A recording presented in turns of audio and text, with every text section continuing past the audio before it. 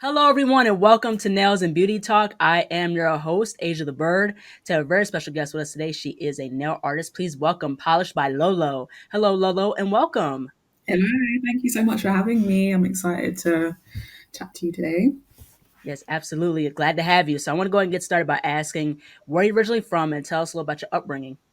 Yeah, so I don't know if you can tell by my accent, but I'm a UK girly. So I was born, raised in London, but Mhm. my family background, we're all Caribbean. So my mum is from Grenada, my dad is from Guyana. So yeah, I've kind of like born and raised in London. Mhm. Yeah, and I think my parents were also born in London, and I Mhm. think being from London has actually given me a lot of advantage because there are a lot of opportunities within the nail space here in London. So, yeah. Yeah, absolutely. Now, I want to talk about your school experience. So, what was like your school experience like as far as like primary school, university, and things like that? Yeah, so the English school system is quite interesting. My primary school experience was great, to be completely honest. I was head girl of my primary school, so I don't know what the equivalent of that would be in the US. But yeah, we had head boy, head girl. Secondary school was great. I went to an all girls school, Mhm. which was an interesting experience. But I think it was nice because going to all girls school, we were kind of into like hair, beauty, makeup, and we all kind of got to exchange ideas in that sense. And then Mhm. university, I studied at University of Westminster and I studied marketing communications. And I think studying a marketing degree actually has helped me quite a lot subconsciously. I didn't realize until I started doing nails how much of the skills that I learned in marketing would transfer over to what I'm currently doing. I just assumed that there would be like no link, but actually it's helped me in terms of sort of branding myself. So Mhm. yeah, that was my uni experience. I didn't quite enjoy uni. I think a lot of people in the nail space would say that they're not academic, but for me, it was a bit of the opposite. Like I was quite academic, but there was Mhm. a gap in the creative side of me, and that's Mhm. nails kind of filled that gap for me. So yeah. Mhm. Now, what did you study as far as like university? So as I said, marketing communications, but that was Mhm. kind of everything to do with branding, email marketing, programmatic marketing. Like it was Oh, quite broad. But yeah, as I said, it kind of a lot of the skills that I learned at university did actually help me when it came to setting up, starting my business. So mhm. Yeah, yeah. I want to get into as far as because I know you mentioned the top boy, top girl. Is it yeah. like valedictorian and salutatorian? Like, I what's think that? so. I don't. This is the thing. I'm trying to remember from like watching like American programs if there's a an equivalent, but I'm not quite sure what that would be. I'm assuming so. Yeah, because here in the U.S. it would be like in terms of high school or like Hmm. college, it would be valedictorian, which is number one, and the salutatorian will be number two. So Okay, so I was a valedictorian. Yeah. yeah, that's really really cool. So I want to talk about as far as like hobbies of interest. So did you have any other hobbies of interest prior to nails, or was nails something that you've always wanted to do? Funnily enough, I've always kind of like done nails. So I've always kind of done my own nails, had my little kits and things like that. I was quite sporty growing up, so I did like athletics. I dabbled in karate, swimming here and there. But I don't know how it is for other people, but I think once I hit puberty age, I kind of lost interest in sports, and I kind of went more down the art route. So yeah, I did A level art, which is kind of like I guess high school art. Um, yeah, and nails is something I've always done, just Mm-hmm. practicing kind of subconsciously. So yeah, it's always Mm-hmm. been there, sort of bubbling in the background, but I didn't know that it would become something that I would actually take seriously. Mm. Now, like I noticed, like with a lot of your nail, it's very, very clean. Like you're very much into like the manicurist, clean aesthetic. What Mm. attracted you to that type of aesthetic instead of like the nail art, out the box and things like that? Like, what attracted you to that simple aesthetic? Um, I don't know. It's a difficult one. I think in London anyway, I feel like there was just like a lack of kind of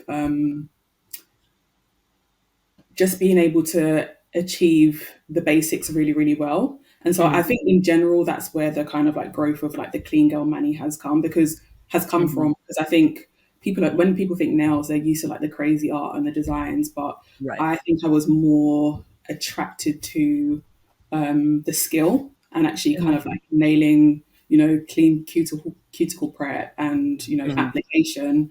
And I think, yeah, it was more about the Absolutely. skill set rather than, creating these masterpieces of art. So I think that's Mhm. why. But even in just my personality, I think I'm kind of quite plain in a way, quite boring. I like classics. I don't even wear like crazy things, Yeah, I'm quite classic in that way. So Mm. Yeah, yeah, definitely the foundation is very, very important, and I like that aesthetic because, it's very clean, mm, very, very, very, like how you said, very classic, and it's not just like the solid color, but it can also be like a classic French, you know what I mean? So, like, I think foundation definitely, that's what a lot of people preach in the nail industry is, mm, foundation is key. exactly. Yeah, I'm not running before you can walk. I guess just nailing the basics. So yeah. Yeah, absolutely. So I want to get into as far as your business. So what has been your journey as far as owning your own business?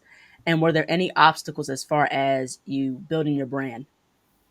Yeah. So in terms of my journey with the business, I'm how many years now? I'm about 4 years down the line because I started in 2020. Yeah. So Mhm, um, the backstory to kind of how I built my brand. So I actually had a manicurist that I was going to regularly who lives locally to me. mhm. But during COVID, I couldn't see her. And so I was like, okay, well, I've always kind of like enjoyed doing my own nails. I'm sure it's something that I could do. So I Right. did an online course, which is something that I would not recommend. Don't do a cheap online course. But I did that just to kind of like understand the basic sort of, yeah, like the Mhm, basics. And then realized that I was actually quite good and I enjoyed it.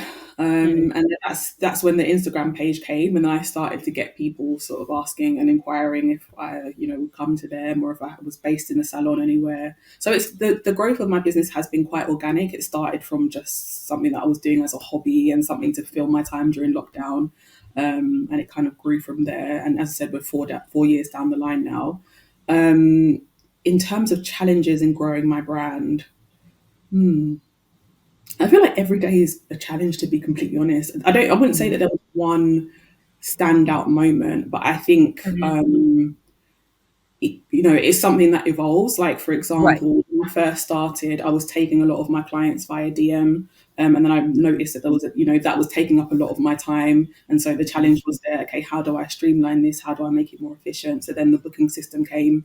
So it's kind of all of my challenges have been things that I've been reactive to. They've not been like a major mhm. event per se. It's just kind of been keeping up with the demand of my growing business. Mm. Yeah, right. So I want to get into as private house calls. So you offer private house calls. Mm. So for someone who wants to include private house calls onto their, nail services, what would be your advice as far as, offering that service? Oh, I've learned so much about private house calls since I started, honestly. But the one thing that I would say is you need to remember that private house calls are a luxury, and I think that's what a lot of people forget sometimes. I think there's a weird misconception that because you're not based in a salon that a private house call should be cheaper, or that's the kind of perception that was in the UK anyway, up until a period of time. But I would say because you aren't based in a salon, don't think that there aren't sort of overhead expenses that you need to consider. You need to Hmm. think about your travel. You need to think about the fact that it's convenience for your client, and people will Right, pay for convenience. And I think people underestimate, how much people will pay for a convenient service. Clients don't need right. to get up and leave the house, and so they need to pay for that. And so, yeah, I would say in terms of offering a mobile service, that's the biggest thing. You need to think about your pricing, um, and think about, the value that you're adding to your clients. Mm. Yeah, absolutely, most definitely. Now, for you, since offering, private house calls, like what goes into like what's included in a private house call? Like what do you offer as far as that service? Yeah. So when I first started, I offered everything. I was doing like pedicures, oh Hmm. gosh, you name it. But I would say, well, at the moment, I'm mainly offering gel manicures. I've kind of like niched myself Hmm. down. But in terms of what a house call would involve, so I would Hmm. turn up at the client's house. I normally have my mobile kit, and I think having well a well designed mobile kit is really important as well. Taking your absolute necessities, and having a kit that serves its purpose, and you're not kind of like bringing extras that you don't need. But Right. yeah, I turn up to my clients' houses. I can bring a table set up as well if needed, but for the most Mm. part, I ask the client beforehand if they've got like a appropriate setup.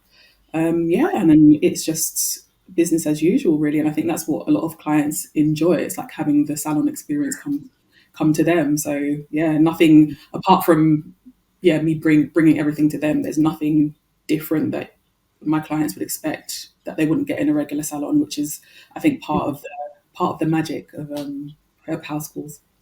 Yeah, absolutely. I want to get into as far as the movement that has recently happened.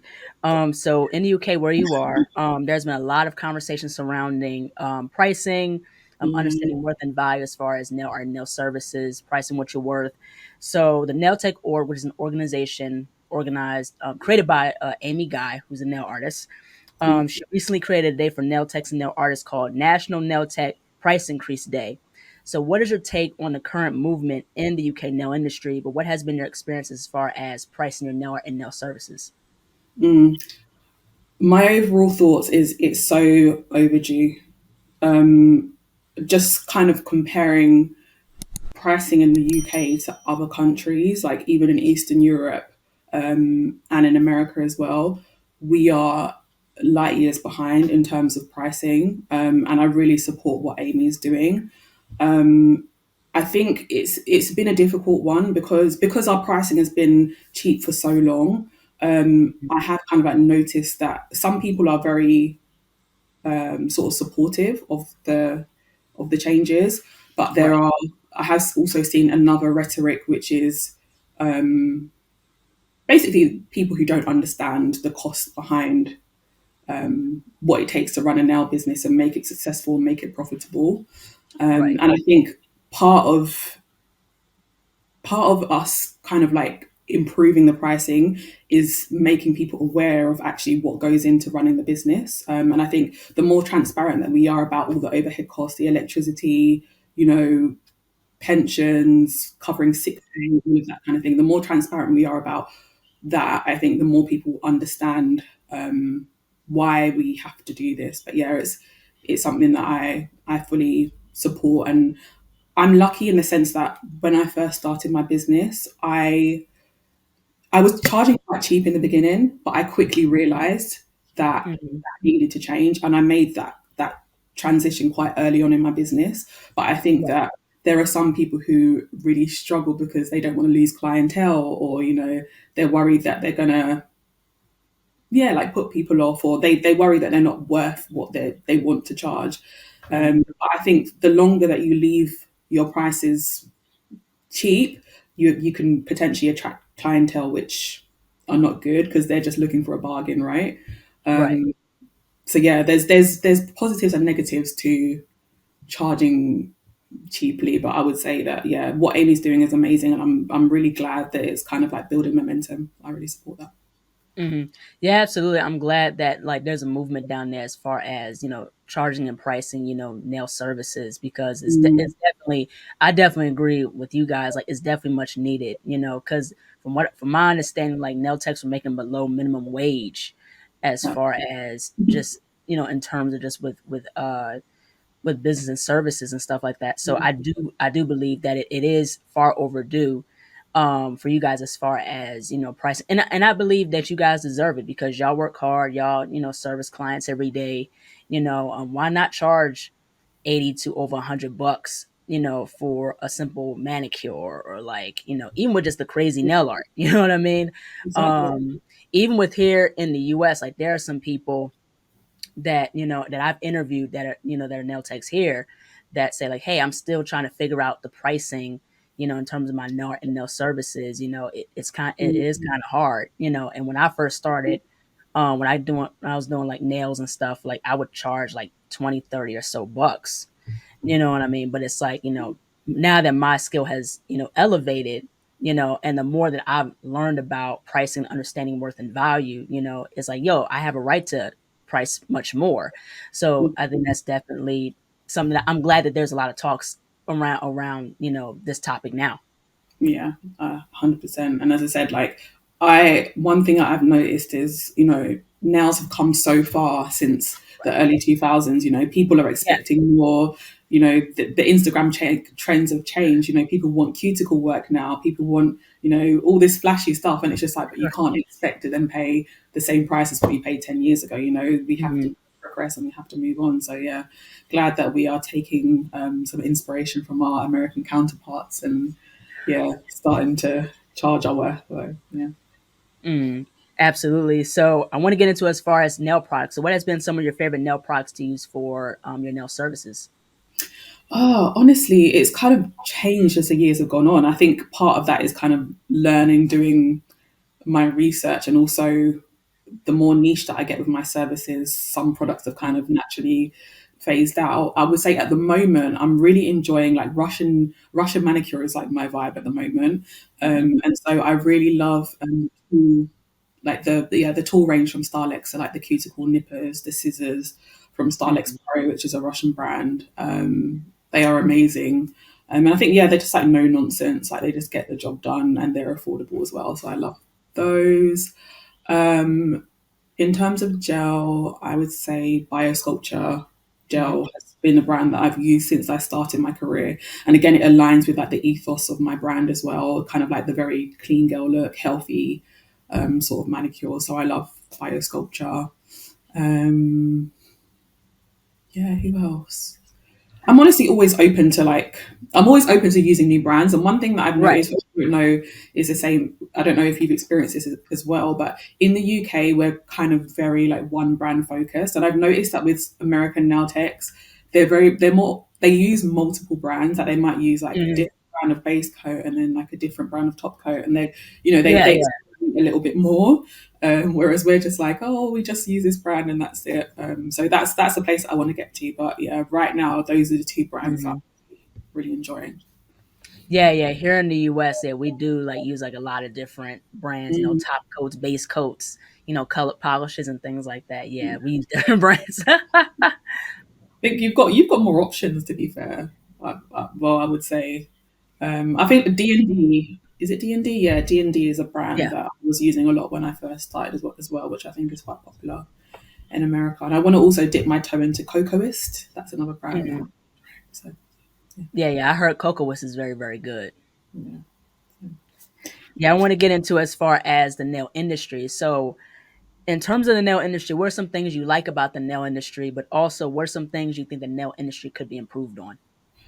Oh, the one thing that attracted me and drew me to the nail industry when I first started was a sense of community. I think our sense of community is very unique because it's kind of like all centered around our love, collective love for nails. And I think Right, people have always been very supportive. Like you can DM someone with, just saying, "Oh, I'm experiencing lifting. What can I do?" And everyone seems to right. be like really supportive and helping. So I do love that aspect, the community.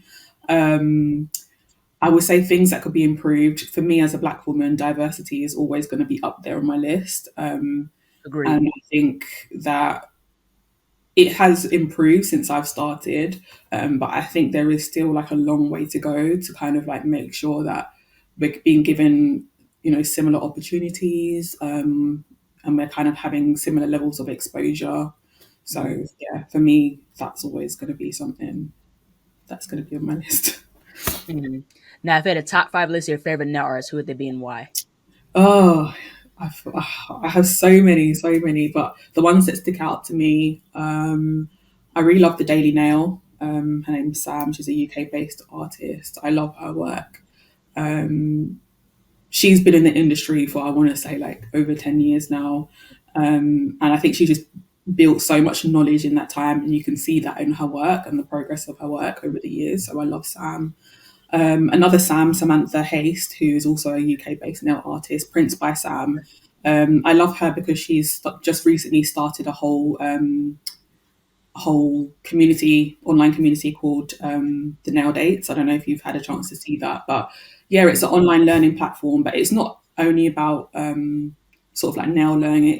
It's kind of like a bit more of like a lifestyle platform. So they also show how to kind of like prevent nail injury. They've got like yoga classes on Mm, there.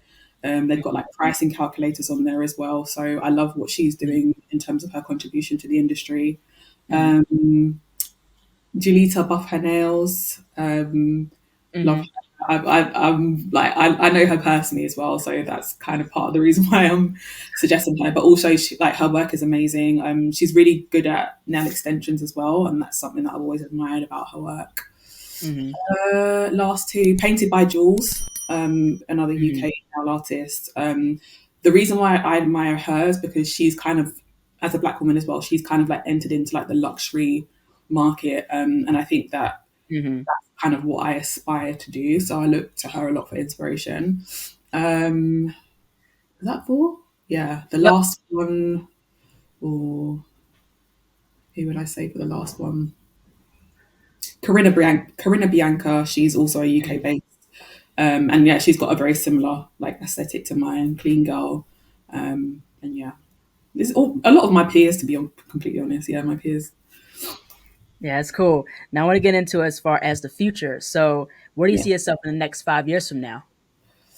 Oh, I would love to. I would love to open a salon. That's always been like a long term goal for me. A natural nail salon, um, where people can just come in and get their natural nails taken care of. And I think yeah, just I would love that to be a speciality because I think there's not enough sort of like focus on natural nails Mm-hmm. in UK salons anyway. So I'd love to open a nail salon. Potentially also go into education because I've had a lot of people ask me in the past about educating.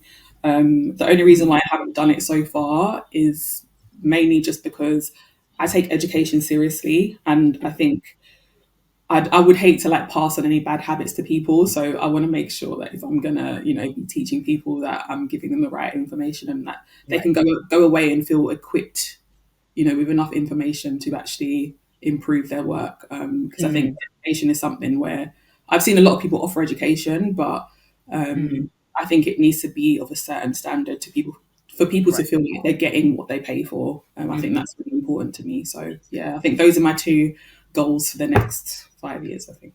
Yeah. Yeah, it's really, really cool. So, I want to get into as far as life and mental health. So, how Mm. have you been able to juggle being a manicurist and content creator with life and mental health? Or for me, I think it's definitely an acknowledgement.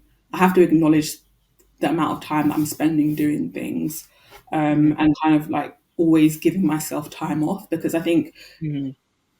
especially especially again for the UK, not for me personally, but with the low pricing that we charge, um, we kind of have to cram in, loads of clients in order to make enough money to feel like we've got a life. Right. And you can when you take on so many clients you sacrifice your personal life, and so I think pricing has been a big thing for me because without having prices like correct pricing, I wouldn't have been able to kind of like take on less clients and free up some of my personal time. So I think Mm-hmm. creating enough of my personal time has been the main thing that I needed to do in order to help my mental health. Mm-hmm. um, but yeah, also just in terms of Instagram, because I think Instagram and social media plays a big part as well in kind of like your mental health. And Mm-hmm. my approach to social media has been a lot different now. Before it was like, looking at how many likes I'm getting and how much engagement, how many comments.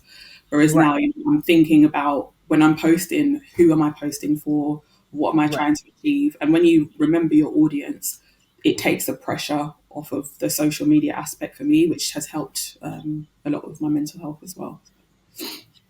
Absolutely. Now, last but not least, where can people find you on social media? How can people support you and your business? Social media, you can find me at Polished by Lolo on Instagram. I also have my email on there as well, but we are launching a website soon, which will have like my full portfolio. So you can kind of see all of like the session work that I'm doing, the photo shoots, the fashion shows, also a section for bridal. So anyone who's interested in getting their nails done for weddings or anything like that. So the website is coming soon. It's under construction at the moment, but yeah, that should be up and running soon. So excited. Yeah, it's really, really cool. Well, thank you so much, Lolo, for jumping on. I love your work. I love how your work is very, very clean, very much attention to detail. I really enjoyed our conversation, hearing about your story and your experiences in the nail industry. And like I said about the movement, that's in the UK as far as, increasing price for nail services, it's a great movement. Mm. So yes, like I said, I really enjoyed our conversation. Thank you so much. Thank you so much for having me. It's been amazing. Yes, thank you. Take care. Bye bye. Hello, everybody. Thank you all so much for watching. Please like, comment, share, and subscribe to the channel. Be sure to click the bell for notifications. Also, follow me on my social media platforms and be on the lookout for more interviews to come very soon. Take care, stay healthy, and stay beautiful. Bye bye.